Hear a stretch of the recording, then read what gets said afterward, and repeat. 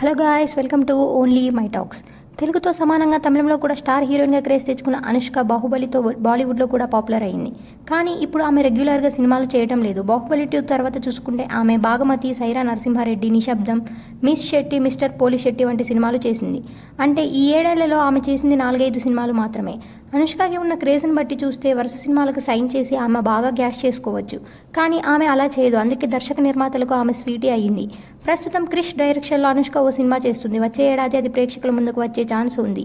ఇది షూటింగ్ దశలో ఉండగానే ఆమె మరో క్రేజీ ప్రాజెక్టుకు సైన్ చేసినట్లు తెలుస్తుంది. 2018లో వచ్చిన భాగమతి సినిమా సూపర్ హిట్ అయిన సంగతి తెలిసిందే. ఆ సినిమాలో అనుష్క నటన, తమన్ బ్యాక్గ్రౌండ్ స్కోర్ హైలైట్గా నిలిచాయి. బాక్సాఫీస్ వద్ద ఆ సినిమా భారీ వసూలు సాధించింది. ఇప్పుడు ఆ సినిమాకి సీక్వెల్ రాబోతున్నట్టు తెలుస్తోంది. భాగమతి 2 టైటిల్తోనే ఆ సినిమా రూపొందనుందని సమాచారం. ఈ చిత్రాన్ని కూడా జి అశోక్ డైరెక్ట్ చేస్తారని ఫిలిం టగర్ టాక్. త్వరలోనే ఈ ప్రాజెక్టు గురించి మరిన్ని వివరాలు బయటకు వచ్చే ఛాన్స్ ఉందంట.